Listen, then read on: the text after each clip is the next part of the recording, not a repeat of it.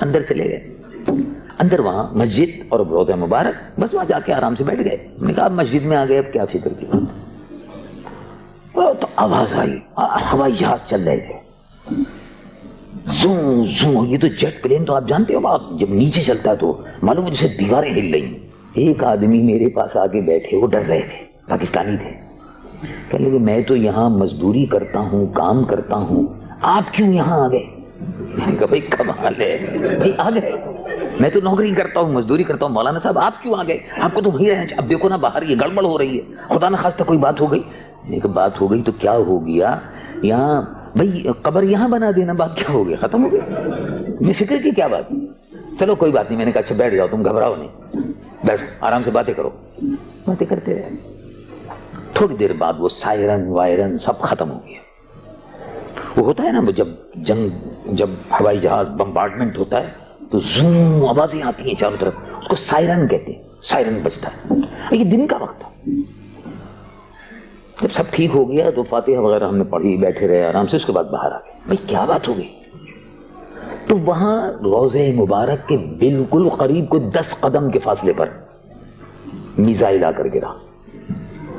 اب وہ بالکل ویسے ہی رکھا ہوا ہے، نہ پھٹتا ہے نہ بڑھتا ہے.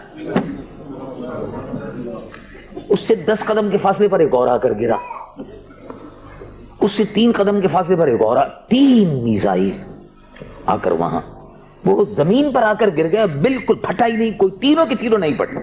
میں وہاں موجود تھا اور وہاں آدمی موجود سب دیکھ رہے تھے. یعنی مخلوق خدا جمع ہو گئی.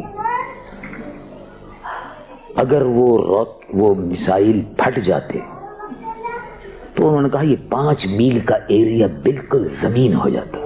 بالکل، لیکن کوئی نہیں پھٹا، بالکل آرام سے سب کام ہو گیا. اور کئی مرتبہ ایران والوں نے یہ کوشش کی کہ سیدنا غوث اعظم کا مزار جو ہے اور امام ابو حنیفہ کا مزار، ان دونوں مزاروں کو تباہ کر دو. وہاں امام اعظم ابو حنیفہ کے مزار پہ بعد میں مجھے بتایا کچھ لوگوں نے کہ 1 مہینہ پہلے وہاں بھی اٹیک ہوا تھا، لیکن وہاں بھی کچھ نہیں ہوا. شیعوں کے نزدیک حضرت سیدنا عبد القادر جیلانی محبوب سبحانی رضی اللہ عنہ وارضاہ شیعوں کو گمراہ اور بے دین کہتے تھے. اور شیعوں کے متعلق حضرت سیدنا عبد القادر جیلانی رضی اللہ عنہ وارضاہ نے فرمایا یہود هذه الامہ، اس امت کے یہودی ہے یہ. تو کیونکہ آپ کی کتابوں میں شیعوں کے خلاف بہت کچھ لکھا ہوا ہے تو شیعہ حضرت سیدنا عبد القادر جیلانی سے بہت ناراض ہیں. اور جب بھی ان کو موقع ملتا ہے، صفوی خاندان نے، صفوی حکمران نے، صفوی بادشاہ نے جب حملہ کیا تھا آپ سے 250 سال پہلے بغداد پر، تو سب سے پہلے اس نے سیدنا غوث اعظم اور امام ابو حنیفہ کے مزار پر حملہ کیا اور تمام جتنے بھی چراغ اور بتیاں وغیرہ تھی سب اکھاڑ دی. بعد میں پھر ترکوں نے حملہ کر کے اور سنیوں کا بدلہ، پھر اہل سنت و جماعت ترکوں نے حملہ کر کے پھر بدلہ لیا اور ایران کے بادشاہ کو ایران میں بھگا دیا.